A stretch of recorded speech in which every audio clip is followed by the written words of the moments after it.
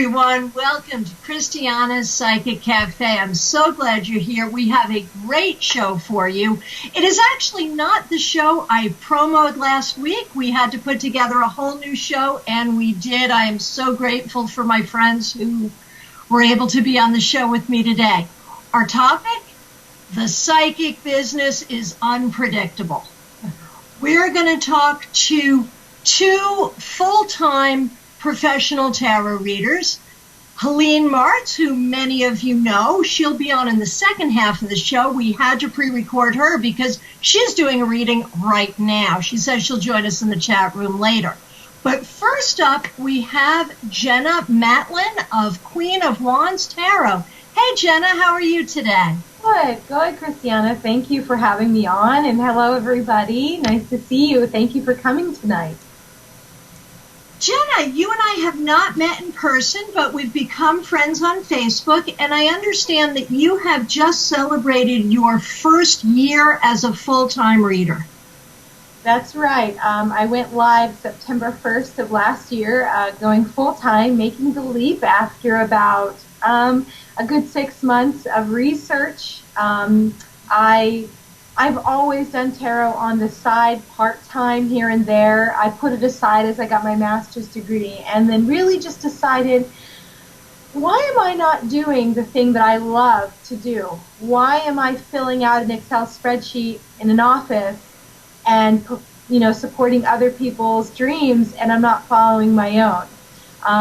So I took the incredibly terrifying leap of going full-time, and it's just been an amazingly beautiful, complicated, scary, wonderful experience so far. And I have lots of questions to ask you about that, but first, we usually start the show with a card of the day that I draw at random. Today we're going to do something a little bit different. One of the things you and I have in common, the name of your business is Queen of Wands Tarot, and my professional significator, the card that indicates me as a tarot reader, is also the Queen of Wands. So I thought we would make our card of the week the Queen of Wands. Tell me, why are you Queen of Wands Tarot? Well, that's a really interesting question. When I picked up my first tarot deck at 15, and at that time, I just kept seeing Page of Wands, actually. And Page of Wands was always being pulled for me. And so I said, wow, well, maybe that's me. And then over the years, I think when I hit like 30, it kind of shifted to be Queen of Wands. So I always pick that, the card always pops up to me in most readings. I feel that it is me. I love cats. She's got a cat. I love the kitties. I'm fiery. I'm passionate. I'm confident. I want to imbue other people with positivity, with enthusiasm, and also with just a lot of great next step thinking for people. So I felt that for me, that really embodied who I was and also the kind of reader that I am. I'm not the type, I love people, but I'm not the Queen of Cups type. I'm more of like, all right, let's get you an action plan. Let's make this happen for you. How do we need to move forward? And so that's kind of in a nutshell how it came to be, and why it's now the name of my business. Brilliant. I love it. See, I knew I loved you. As soon as I knew the name of your business, I knew I loved you. And let's actually promo your website right now, because that is queenofwandstarot.net. Is that correct? That's right, queenofwandstarot.net. So that is easy enough. So you mentioned you have a master's degree. You worked in the corporate world for many years. Clearly, you're not a slouch. And, clearly you're well educated. What's your degree in?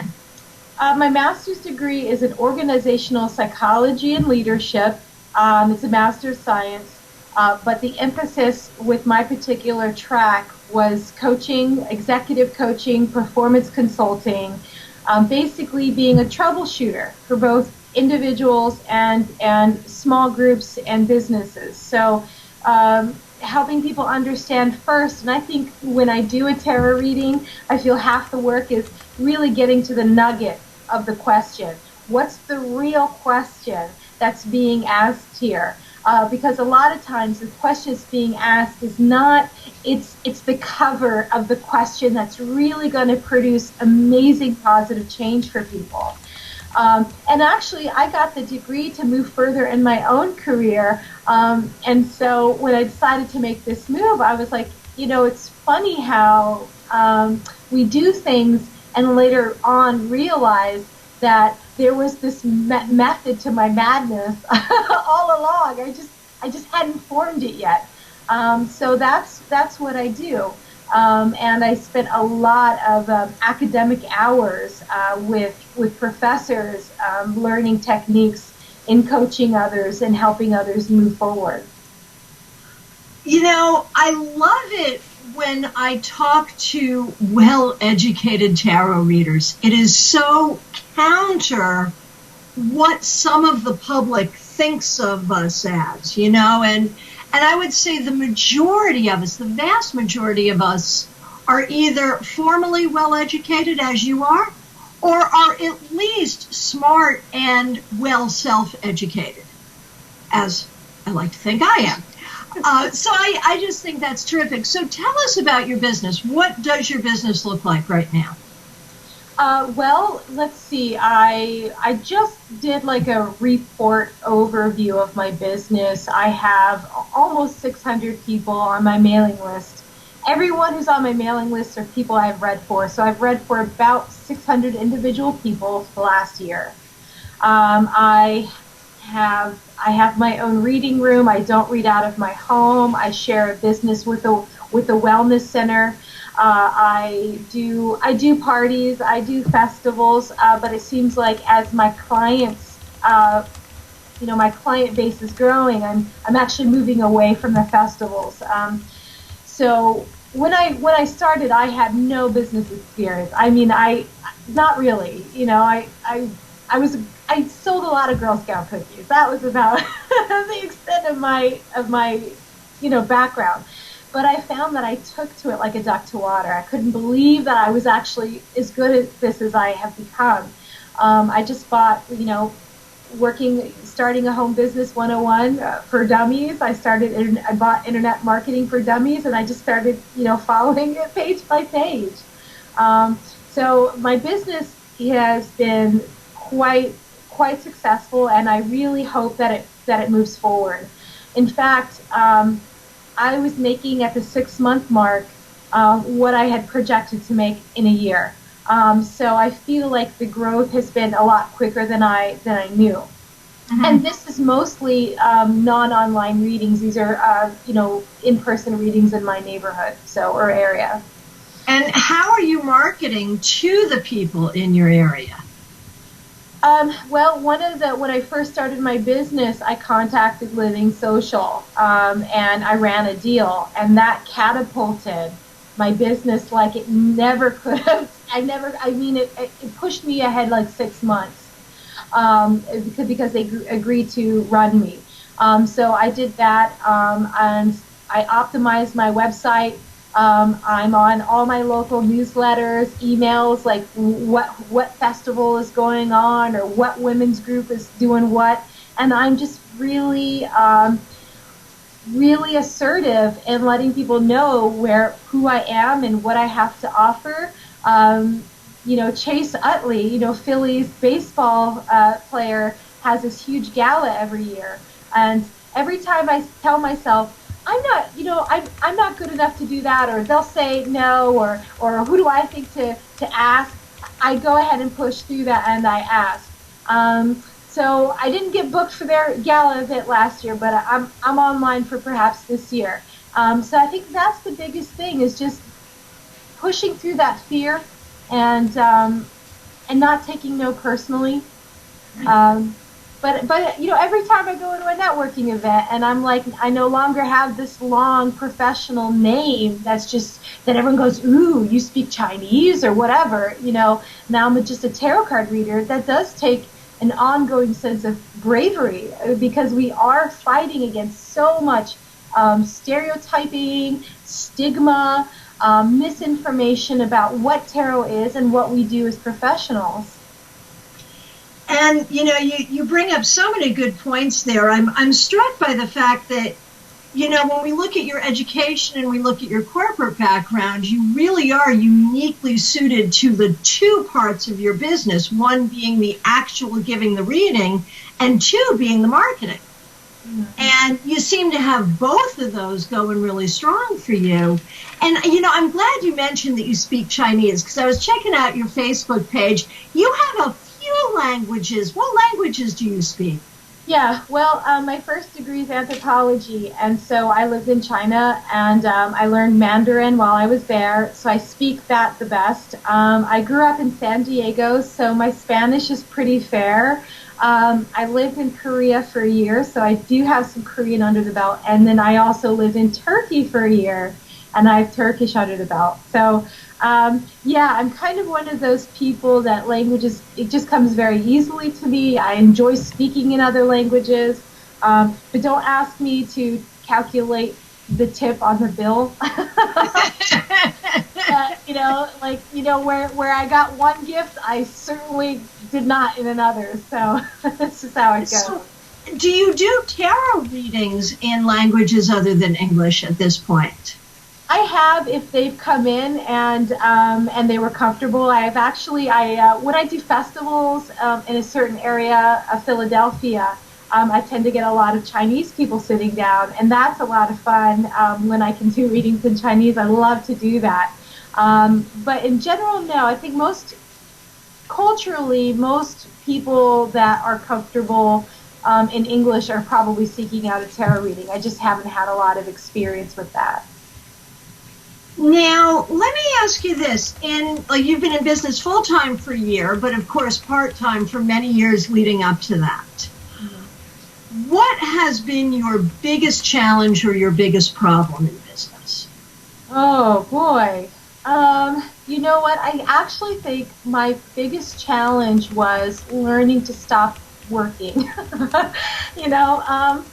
When I had my regular job, when I was employed by others, it was like 5:01, see ya. I couldn't wait to get out, and I would not look at emails. Like, I felt tired, bored, drained.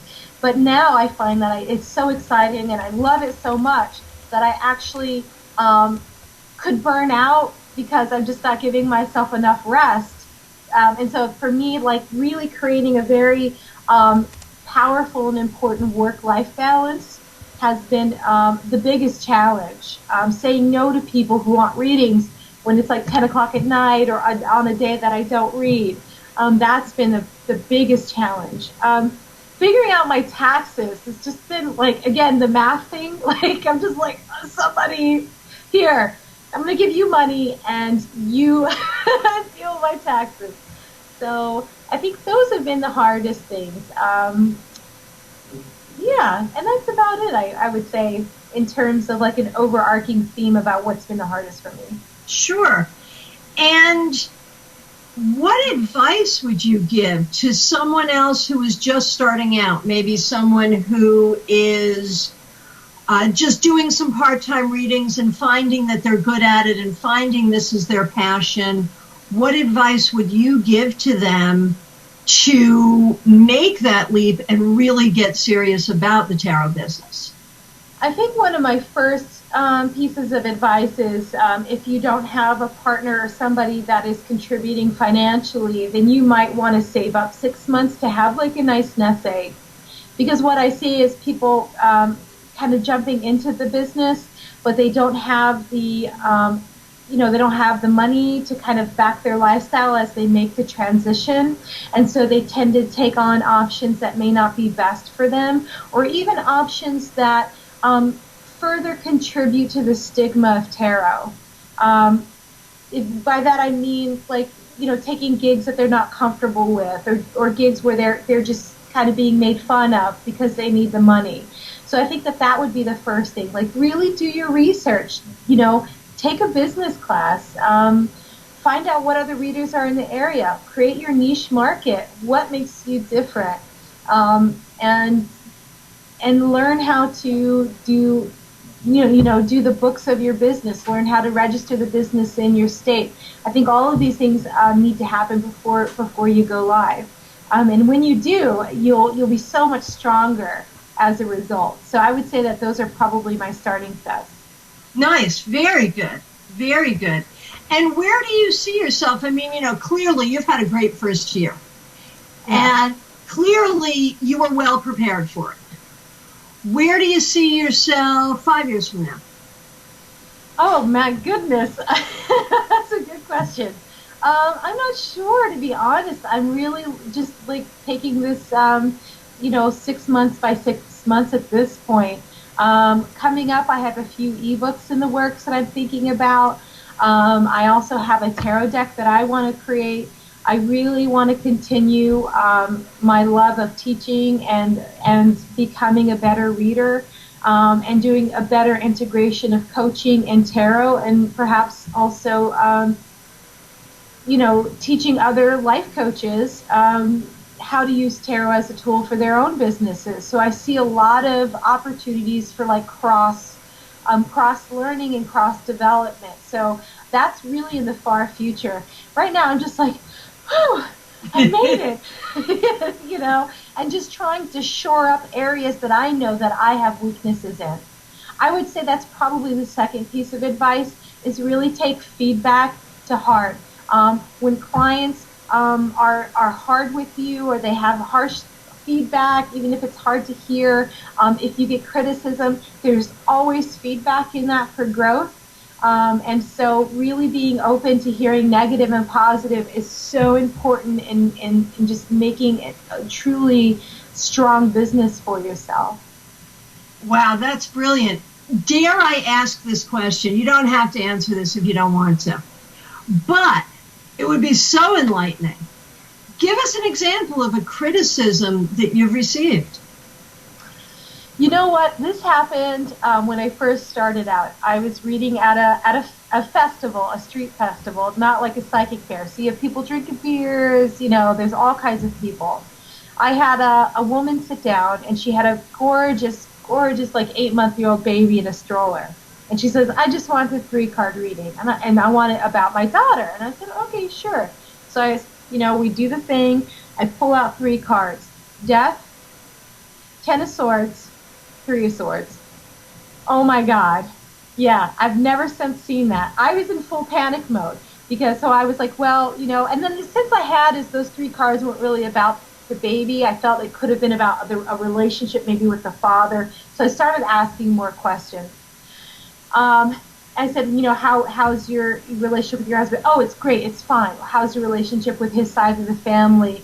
Oh, it's fine. And the mother-in-law and the sister-in-law were both there with with the baby. Talk about really awkward and difficult moment. So at the end of it, they were quite upset, and I really tried to interpret the cards as best I could, but I really let them walk away. And later on, I realized I shouldn't have let her walk away. I should have taken the time to sit down with her to really go through what these cards might have meant and pulled more cards and did a deeper reading. I never like people to walk away feeling less empowered than when they sat down in my chair. So that was a very difficult lesson that I learned. It was really awkward, and if you're listening, come get a reading. I'm sorry that happened. I would love to read for you. So I think that was something that was really a big lesson for me. I think we all, I'm probably in my 20th year of full-time business here, and I will tell you that we all have those readings that we will never forget. And, not that many of them. I could count on one hand the number of readings that if I had it to do over again, I would do it differently. And they are learning experiences, and it's true in any career. You don't always, there's always a learning curve for everybody in every career, and you gotta let yourself off the hook from it and just take the lesson.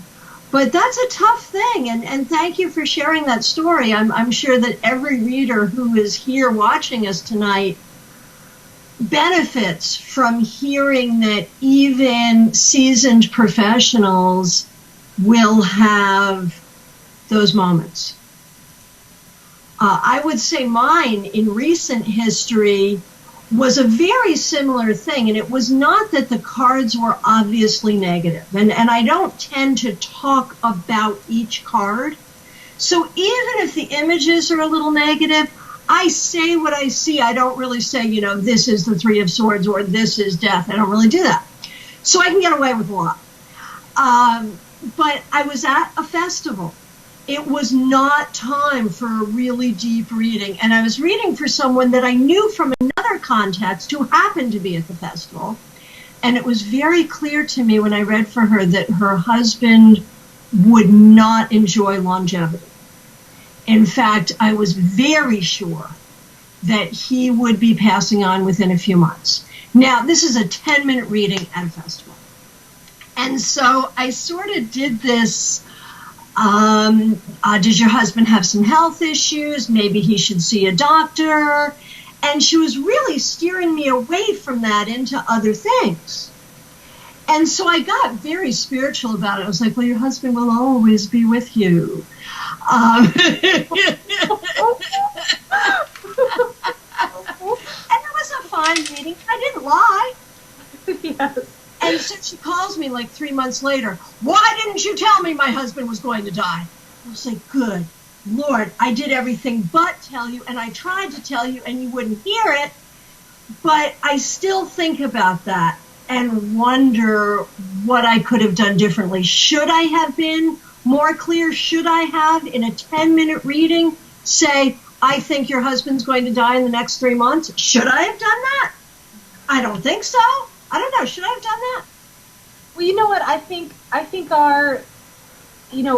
there's a lot of pressure to be a reader. Like the demands of being a reader by the general population is just incredible that they don't do to any other person.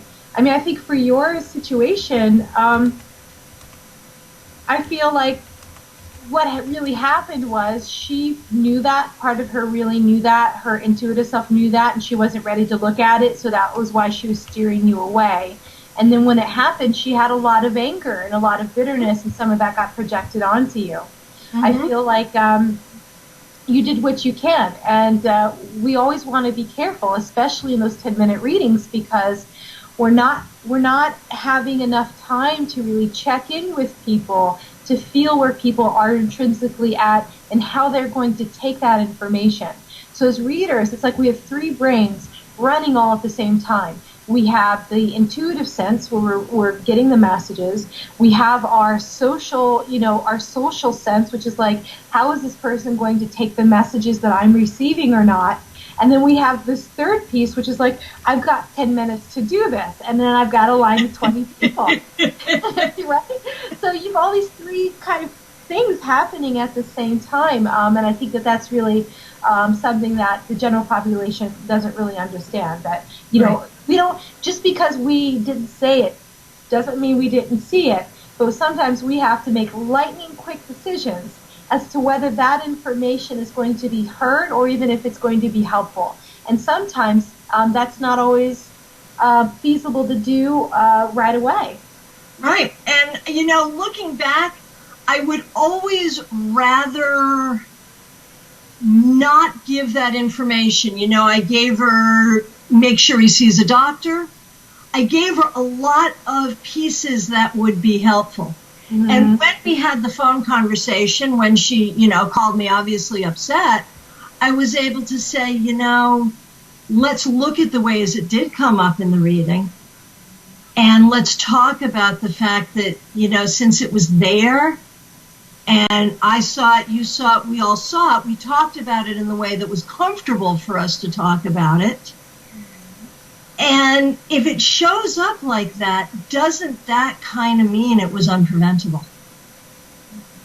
And I think she did get some peace from that. The follow-up. Yeah. Mm-hmm. Yeah. So, real quick question on a whole other topic. What deck do you prefer to work with? Oh my God! I've been cycling through them like crazy lately. The first 15 years I only used and learned on the Enchanted Tarot deck, Amy Zerner's deck. I love it. Beautiful. I still have it. If my house was on fire, I'd grab that and my cats probably. But right now, I've been really vibing on the Wild Unknown. I'm really surprised by the emotional depth that I've been getting out of that particular deck. My Morgan Greer is my workhorse. I love my Morgan Greer. That's the one I take to festivals. That's the one I do when I'm doing online readings a lot. And I really enjoy the sweetness of the Dreaming Way Tarot, the one that was produced from Korea. Like, I think it's gorgeous, and living in Korea, there's an aesthetic to it that I can really identify with. Sure. But I had a dream recently that I was in a bookstore, and I was picking up a box of Marseille, and the Marseille fell, and all the cards went everywhere, and the shopkeeper says, "You broke it, you bought it." So I think maybe that means I need to pick up a Marseille deck if I've if I've dreamt about it. I'm like, all right, I got the message. I would think so. Jenna Matlin, I think you are just an exemplary example of the new generation of tarot readers. I'm so pleased to have you on the show. We're coming to the end of our time. Is there anything else you want to share before we say goodbye? I just wanted to thank you so much for having me on. This has really been a blast. I could probably do this another hour. But to everyone that's watching, thank you so much for tuning in and listening to my story. You can definitely email me with comments, questions, concerns at jenna@queenofwandstarot.net. I would be happy to take your information or just get to know you. So thank you so much for your time. Thank you, Jenna. Now we're going to go to another professional reader that many of you know, Helene Martz, and she's actually made it into the chat room now, I see. But we had to pre-record, and in the middle of our recording, we had a B-sod, the blue screen of death. That's right, the computer crashed. You're going to be able to see it because I lost the video in the first part, so we've got just audio and some pretty pictures that I stole from Helene's Facebook page. And then we go into the video, so you'll see where the computer crashed, and you'll see what we were talking about when it did. I think you'll find it funny. Let's go to Helene now. Helene Martz, I'm so happy to have you back on the Psychic Café. How are you? Hi, Christiana. It's my pleasure as always. I love being a guest on your show. Well, and we love you. I was telling you off camera, we get so many requests to have you back on the air. When are you going to have her back? So, request granted. Thank you to everyone, and thank you, Christiana. Now, for the two people who may be watching who don't know who you are, tell us who you are. Okay, I am a professional reader. I use tarot, okay, but I'm actually more of a psychic. I've actually come into admitting that I am a psychic because that was kind of an iffy thing. I read for many years in different shops. In fact, the last few years, I read in a lovely little shop called Sacred Circle in New Jersey, which was unfortunately lost to a fire in Long Branch. And I have my own private clientele. I've been reading for many, many years. Also a practicing witch. That's kind of, when you say you're a witch, how do you define that? But that's what I do. And I make a lot of products, aromatherapy. And, I try to teach classes on magic, on natural healing energies, aromatherapy, which is one of my absolute favorite things, and spirituality. My big focus is goddess-centered spirituality. I think that's really what my purpose is, to kind of guide people or help spread the word about the sacred feminine. Perfect. Perfect. So our topic today is about the business. My favorite joke is the psychic business is unpredictable. So share with us a little bit about how you got into it, how your business works, what advice you would have for new people coming in. Talk to us about the psychic biz. I certainly will, but first I do want to say one thing, how I met you. And how I met Christiana was I happened to purchase her book. I wish I purchased her book. I wish it was around years ago when I started in the business, but I purchased her book. I read this book and I was like, oh my God, that's the truth. It's the story of my career. Here we go. And I found you on Facebook and I messaged you and I said to you, oh my God, I love your book. I just want to say thank you. And so I want people to know I genuinely believe in this book. If you don't have that book and you want to start a career in the business, buy the book. Okay. Thank you so much. Now, as for me, I've always, I was psychic. It was a gift. I didn't know it. It kind of was like second nature. So when I was young, things started to happen. And it's an old story, people who know me, but I had an aunt and I was about 11 years old. I woke up one evening and I went into my parents and I said, Ma, Aunt Harriet died. She said, go back to sleep. I said, Ma, Aunt Harriet died. She said, you're having a bad dream, go back to sleep. And she kind of poo-pooed me, sent me to bed. Within 10 minutes, the phone rang, my aunt passed away. And so then my family started to acknowledge this, and I was informed that my dad had the gift. He wasn't comfortable with it. He knew that my sister was going to pass away. So, it's very difficult for a parent. Grandma had this gift, so it was a natural. I started doing, I guess what you would call readings for family and friends. I would just tell them what I would see and hear. One day, I walked into a Walden bookstore, and I was looking up a cookbook because my career was in culinary arts. I was going to be like the next great woman chef. And I must have backed into a rack, and I got hit on the head with a deck of tarot cards. I was like, okay. So I took the cards home, and I started reading with the cards. From that point, I started to do it part-time, and basically family and friends, but then I did the dreaded psychic fairs.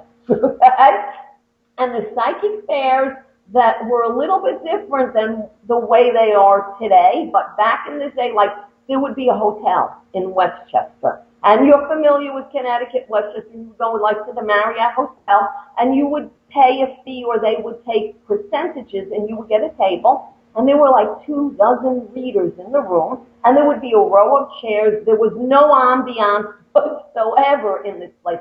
And people would sit there with their tickets. They would point to whatever reader, and you would get a number, and they would come, and they would get a quick reading. It was like a 15-minute reading. But you kind of, it was like an initiation process. And it was also good because if you had a business card and people liked what you did, they would contact you. I didn't have a business card at that time. So, I think we lost you, Christiana. Yep, I'm coming back. Hang on. Okay, I'm back. Okay, so I didn't have a business card at first. That was the first mistake. So, advice, get a business card. But you kind of go through the trenches. And so I did that, and it wasn't even really for the income because you didn't make a lot of money, but it was fun. It was enjoyable. And I started to build up a clientele. Never took it seriously. This was not my profession. This was just something I did. And there were a lot of energies over the years. I would get messages for people with family, friends, and people would come to me, can you please do a reading? But I was a chef. About 12 years ago, my dad became very ill. He was diagnosed with Lou Gehrig's disease. I made the choice to be his caregiver full time. I couldn't be a chef any longer. And at that point in time, I experienced some difficulties. My income was gone. We were living off my savings. Huge amount of legal fees because there was a lawsuit with his former spouse. It was bad. And I was very depressed. And my friends came to me and said, Helene, you've got to do readings professionally and for the income. I was like, no, I can't do it. I was very graced. I don't really speak to the person who started this today. I think we lost each other. But I owe her a lot of gratitude. And her name was Joyce, and she actually set up a little space in her home and started bringing clients. She started booking readings, and she did this to help me financially, and it just started taking off. So that was when I actually went into this full-time professionally. That was the first step. And so my clientele grew, and I really worked basically for myself and word of mouth. It worked out beautifully. Then we moved to New Jersey. My dad's family is originally from New Jersey, so we've got the New York, New Jersey accent kind of going on. But we moved back to New Jersey, and now all my clients, I could only do phone readings. It was really difficult to commute with Dad. So what am I going to do? The next move, I actually went into a local shop, and Richie, my other half, pushed me. He's like, give them your card. And I'm like, no. He said, just give them your card. I did, and within a few days, they called me up, and they said, do you want to fill in? I filled in, and the next thing you know, I had a full-time position there with them. So, I've been doing this professionally 12 years, and it's been a blessing to me. And I want to really thank Spirit, because without this, I don't know how my dad and I would have really made it through those beginning years. So I'm very thankful. Sure. So, you bring up a couple of interesting points. One is that being a reader, if you have the calling, if you have the skill, if you've got that gift, whatever that is, being a reader is a great gig in that you can be really flexible with it. Yes. And that it can work to work into your life. Absolutely. And that's one of the things I talk about in Fortune Stellar is that each business is unique. And you can create a unique business using your skills, using your abilities, and working it in with the rest of your life. So it's very cool. You could do that. So, and I had to laugh when you talked about the psychic fairs. My first professional work, it may have been the same fair, to be honest with you. In that area. Yes. And it was a guy who took out hotel rooms, conference rooms, and traveled throughout Connecticut and the Northeast, and never got my name right. The thing that was really funny about this guy was he could never figure out my name. He'd put these name tags on the table. Yes. And there's a whole bunch of people to this day who still think my name is Christy.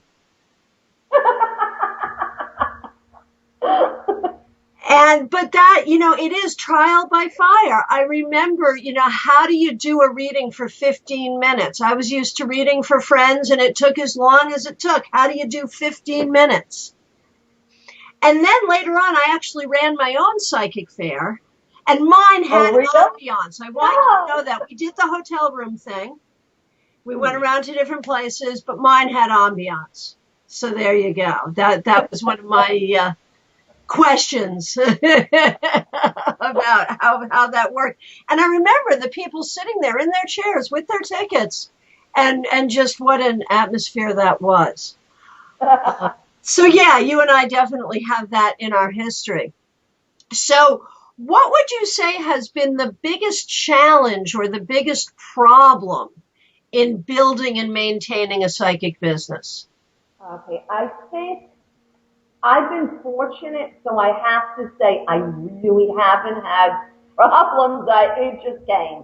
It really did. I was very great. But a few challenges that I did find was finding my own identity. Really big issue. And I believe you've addressed that in your book, but you have to find your niche. You really do.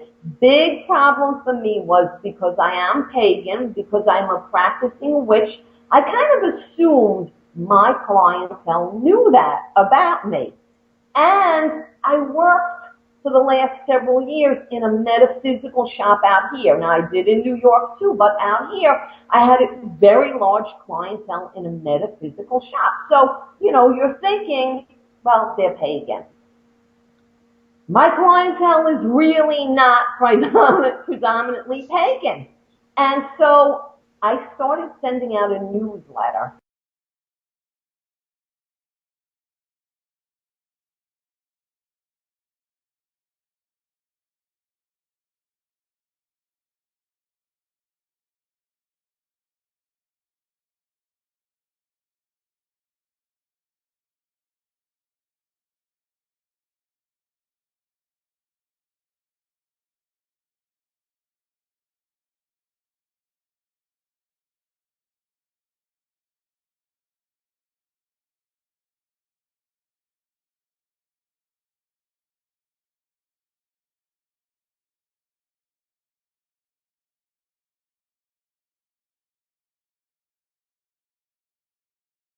And we're back from an unexpected computer issue. As soon as we start talking about witchcraft, the computer shuts down. What do you think about that?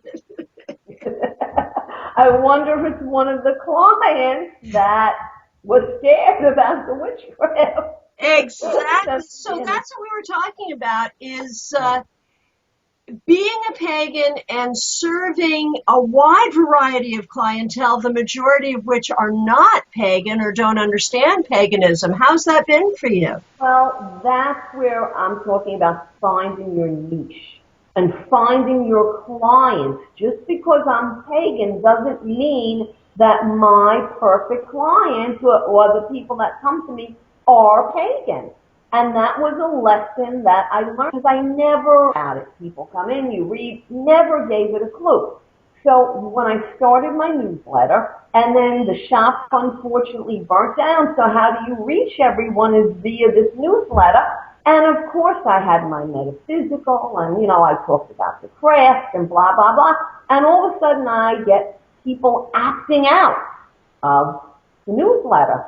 And then somebody contacted me and they said, my friend comes to you with me for reading.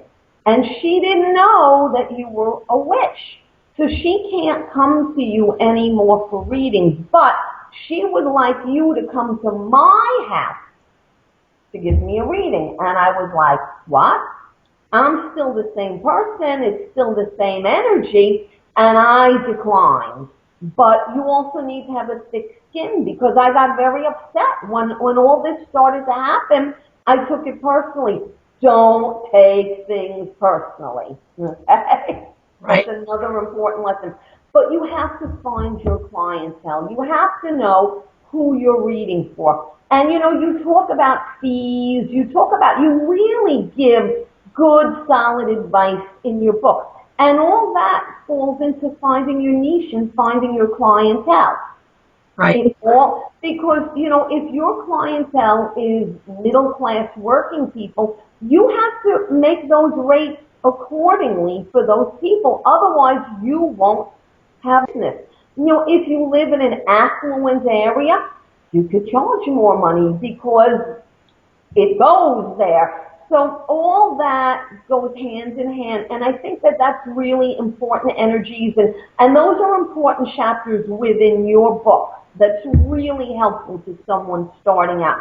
And like I said, I was fortunate because I just kind of went with what my people could afford. But I would have looked at who my clients are. I never gave it a thought. I just assumed they come into a metaphysical shop, they're pagan. No, they're not. They're just looking for a reading. And, I think there's a real tradition there, even if you think about, ancient times, that image of people seeking out the witch, the medicine woman, to give them a spell, to sell a sailor a rope with a knot in it so they can have wind. To do a reading, there's an archetype there. Yeah. And, it is also true. I also identify as pagan, and I would say the vast majority of my clientele is spiritual. Yes. Many of them are Christian. Yes. Some are Jewish. Yes. Probably as the smallest minority also identify as pagan.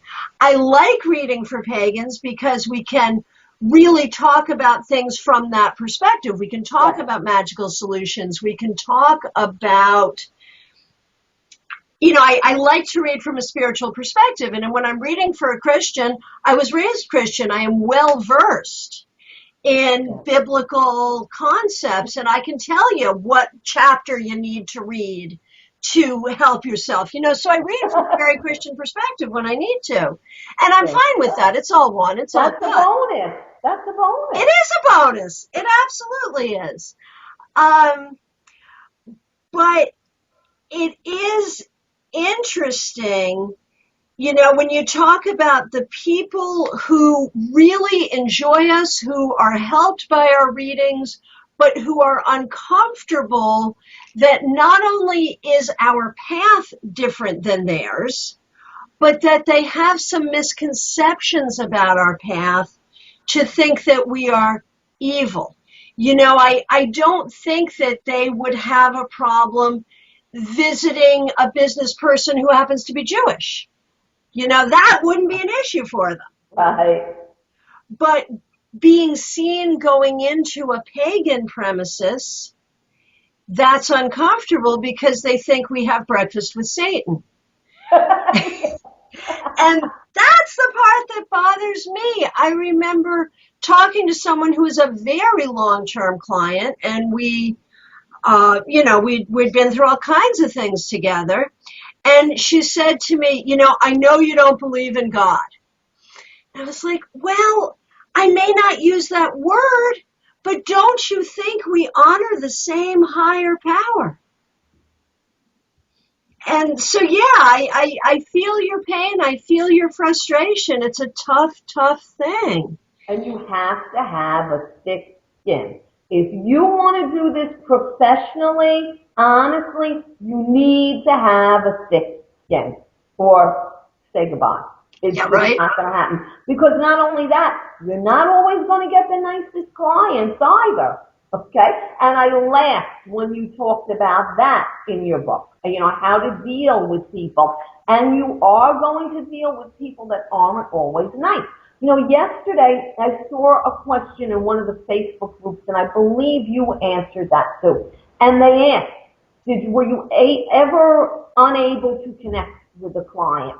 And I was amazed at how many people are unable to do a reading said no. And I'm like, you haven't been in the business long enough if you are honestly going to say no. Because there is always at some point going to be at least one person you can't read for, whether their energy is blocked or you're having an off day. Listen, as a woman, you may be really PMSing, your hormones may be raging, and you just can't get it on. You may have an issue going on. You may not be feeling good. When you're ill or you're about to get sick, we're not 100%, okay? And then you have the difficult people. So you cannot honestly say, no, I've never not been able to read someone. And you have to know how to handle that, right? You have to say, yes, you need to know how to handle that, and it is every reader's right to say, you know what, this isn't the right connection. Let me give you my friend. Let me refer you. Exactly. But I can honestly say in 20 years of reading, that hasn't happened to me. You've never had one person that you were like, oh, this is not going? Well, I have certainly had readings that started out that way. Mm-hmm. And on a couple of occasions, I have I've said, you know what, maybe we're not the right combination. I can refer you to someone. Okay. And given them the option. And in every situation, they've said, no, let's keep going. Let's make this work. So you persisted. And so, but, your point is good that yes, you have to have a thick skin. yes, if it's not working, you have a right to decline the reading. You have a right to end it and to say, you know what, this isn't a good fit. Let's find something else for you. A reader has a right to do that. For me, the thing I have to be careful about, redheaded Scorpio, I get pissed. And, the last thing you want to do is in the middle of a reading, yell at your client. Yes. That's just a bad idea. And I've been guilty of it a couple of times in my life. And there may be some people watching here where you've been one of those people, and I apologize. And it is always, well, no, okay, what will cause me to yell at a client? The person who's been halfway through the reading, has agreed with everything I've said, has, it's obvious that I'm there, and then says, well, you haven't really told me anything. Okay. Thank you so much for that. My worst experience with a client, I was absolutely dumbfounded. I was reading at Sacred Circle in New Jersey. Woman came in, God forgive me, but I looked at her, and people can say, oh, there goes Helene. I'm going to use the K word. I said, this is a kook. Okay? I'm sorry, but you just knew. She kind of looked like Baby Jane, for those who remember the Betty Davis movie. I'm like, the blue eyeshadow was all over the place. She had bows in her hair. She was definitely in her mid to late 70s, and she wants a reading with me. So I pray first. I ask for, give me the grace to deal with this, because I really felt very bad for this woman. So she comes in, and they used to run this Saturday special, like you could get a 15-minute reading for $15. And it was kind of to get people then to, want the longer reading. So she books the 15-minute reading. She sits down, and just like you said, I'm doing the reading, and she's agreeing, and she's yes. And, I said, there's a wedding coming up, and I give her a date, and she's like, yes, that's my grandson, and we're going through everything. And the timer is, and I look at the timer, and I said, do you have one or two questions? And she asks her questions, and I'm, okay, thank you very much. It's been my pleasure. Have a very blessed day. She goes, I'm not done. I said, well, the 15 minutes are up. No, I'm not done. I said, well, would you like a longer reading? I said, I don't know if I'm booked with my regular clients or there's someone. You have to go up front and talk to the owner. And you have to pay for the extra. So she starts yelling. She literally starts yelling. You didn't tell me anything. Okay? Like what you said. And I'm like, seriously? You didn't tell me anything. You didn't answer anything. I want more time. She didn't want to pay. So, and the shop was very crowded at the time. And I'm looking, and I'm like, oh my God, I see my clients are all. So I'm walking her to the front. She's yelling at the register. She's carrying on. I just left it to the owner. And I go back into the room, and I'm hearing this woman. She didn't do it right. She didn't tell me anything. I want more time. Why would you want more time with a reader who didn't tell you anything? Yes. So, okay? And that was one client I refused to read for ever again. And the owner, he said to me, she's never coming back to you. I said, Al, she's going to be back. And I will not read for her. About 2 months later, who walks into the shop? And she has the audacity. So she points to me, the other owner was in there, and she says, I want a reading with her, and I'm willing to let bygones be bygones and give her another chance to see if she can read me. I just walked away. I threw my hands up and walked away. So I understand where you're... Mm-hmm. So, and I think that this is a tactic. I think it's a tactic because a lot of readers, and I've done this, we'll give the extra time and we'll find a way to do it. And so I think it is a way of getting more bang for the buck. They find a reader that really is good, that they really like, and they find a way to not have to pay a fair rate. I really think that's what they do. I agree with you. I'm not going to go there. I agree with you. And I was told she had done that to other readers in the shop. So you bring up a very good point. And I was like, well, why do you let her come back? Why do you do this if this is what she's known to do? And cause a ruckus in your shop? So. Oh my gosh. Oh my gosh. People advise handling people like that. You know, it's a hard thing, Helene, because that's the one that I'm not sure I've mastered. I think the important thing is confidence. If it really was a situation where you didn't connect, where you couldn't give information, you got to own it and not have that be a bad thing about you. You know, as you say, it's a special spiritual thing. Not everyone's going to connect, and that's fine.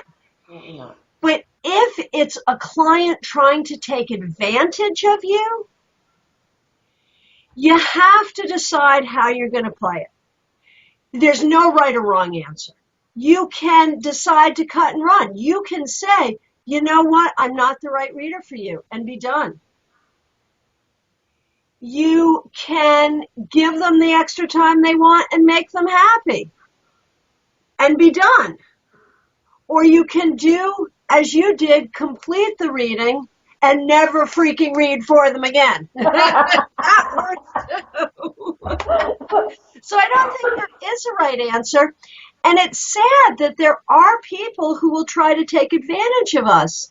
That one, and you know, I've been in business for 20 years. It's only in the past couple of years that I've really owned that truth. That people will try to take advantage, because I will always try to be nice. I'm not a clock watcher. If you need an extra 5 minutes, I am very likely to give you that 5 minutes and not charge you for it. Now, I have to say, if someone pays for a half-hour reading and 26 minutes into it, they start crying, guaranteed they had a plan. Because I'm not going to leave someone in tears. So they're going to get that extra 5 minutes out of me because they turned on the tears. Okay, fine, whatever. But I'm nice that way.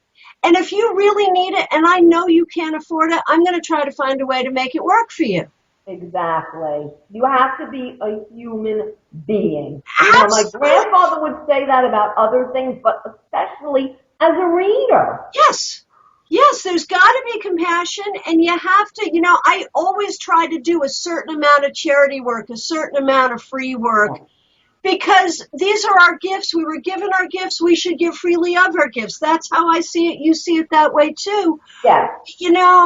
It really bums me out. If I do a nice thing for someone, I know they're down on their luck, or I know they have a friend in town and they want to help out the friend and they can't afford it or whatever. I do a nice thing for them. Their luck turns around 9 times out of 10. When their luck turns around, they'll be happy to pay my regular rates and they'll be happy to honor that. And they do that, and I love them and I appreciate that. It's very true. But there is always the one who says, well, you gave me a break last time. Yes, it's true. It's true. Talking of free reading, let's do a little on this. Okay, another one of my things is skip the free online readings. Now, I give free readings. I'm like you. I get phone calls, a missing person. That's a little different. I know, but you know what? You're not going to turn it down. I got a phone call of a person. They came into my life for a reason. A young woman going through a very traumatic time. The former owners of the shop gave her my number.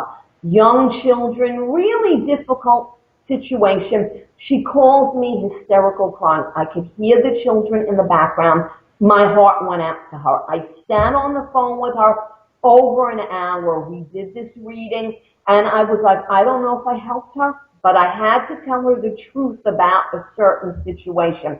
And I was heartbroken telling her this truth, but I had to tell her what I saw in her. Shortly thereafter, she calls me and she's like, I just want to thank you.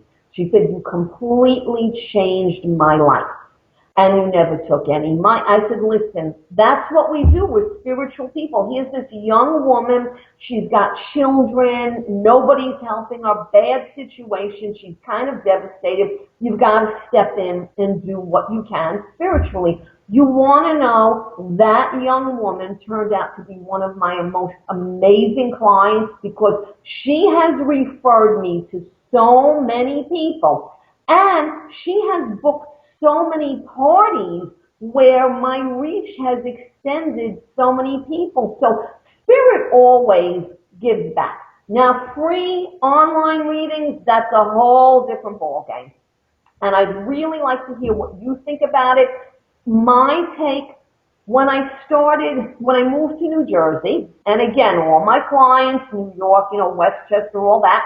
So I had to find a way to start building clients here. I was never online. People said, go online. I did the Facebook thing, the social network, do free readings online. So I started this thing, I called it Tarot on Tuesday. And I would do every Tuesday some free online readings. The same people every week would come and ask the questions. Not only that, you could see the same exact people were going on all the other places with the free online readings. And I think I got maybe 2 clients that actually paid from that. I said, I'm wasting my time and I'm devaluing myself. Now, spiritually, I still will suddenly, like as a give back, I will just post, a Virgo. I'm honoring Virgo. The first 4 Virgos, I'll give you a quick mini reading. And that's a spiritual thing because we do different things for spirit, but no more free online readings. So my advice to people, and I don't know what you're going to say, giving advice is don't go there because people don't value it. And they run, you can see it's the same people going from site to site to site with the free questions. And they're not going to buy a reading from you because they can get their questions answered for free. What do you think about that? I agree from a professional perspective. I agree completely. And I like the idea of running the special here and there. I do that sometimes too. That's great. However, if you're a student and you are aspiring to become a professional, but you're not there yet, that's not a bad thing to do because that's what students need. Students need to be able to read for people they don't know and get feedback. So there are a couple of sites like Biddy Tarot. I love Biddy in Australia. Yes. Biddy has a free reading thing where students give free readings online in exchange for feedback. I've got a couple of my students there doing readings there. That's different. But that's different. Once they get their chops, they're not going to be there anymore. That's for students. Right. So from a student perspective, yes. From a professional perspective, watch out. We should have a name.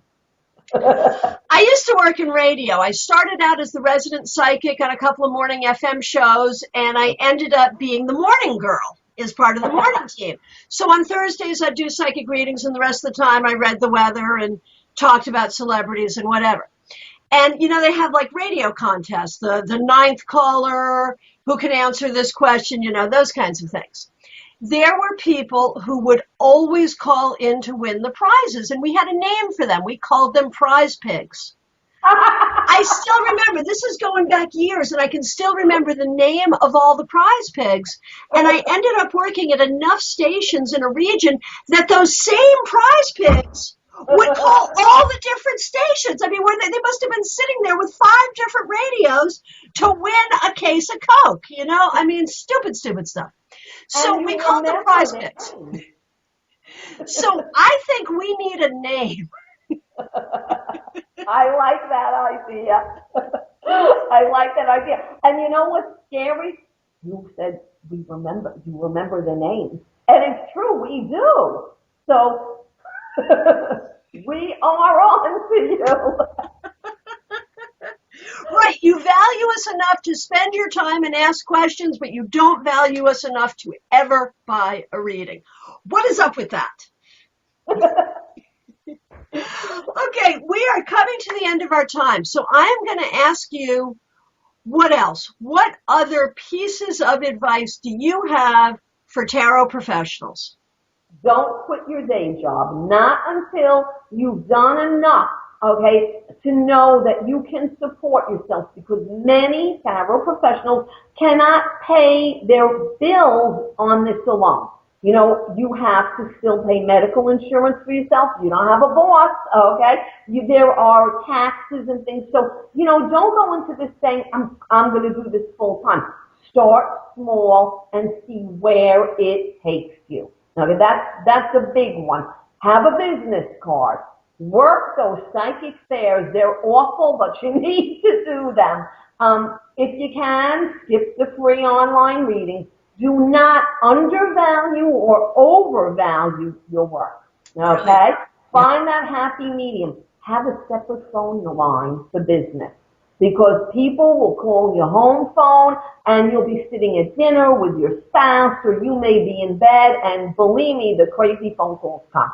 So have a separate phone line. Know your clientele, find your own niche, and learn the regulations, okay? Every state has their own regulations. It may be simply saying for entertainment purposes only, or you may actually need some sort of license, and you really need to know that.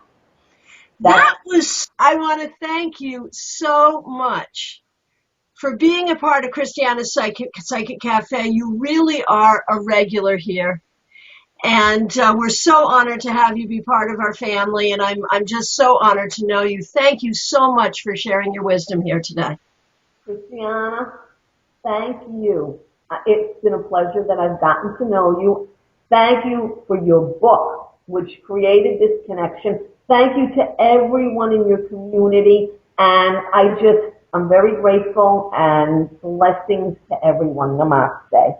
Namaste. Helene Martz, Jenna Matlin, you guys rock. Thanks for doing this with me, and thanks for being out there, being great examples of psychic professionals. That's our show. Next week, we will have an encore presentation of our show that features Mary Nail and Hoop Camp. It's one of the most popular shows. I'm going to be out of town. The following week, I'll be back with Jordan Hoggard and tarot from the land of Mysterium. In the meantime, if you want a reading, if you want tarot mentorship, if you want information about my webinars or my books, just find me at tarotbychristiana.com, and I'll look forward to seeing you soon. Have a great night.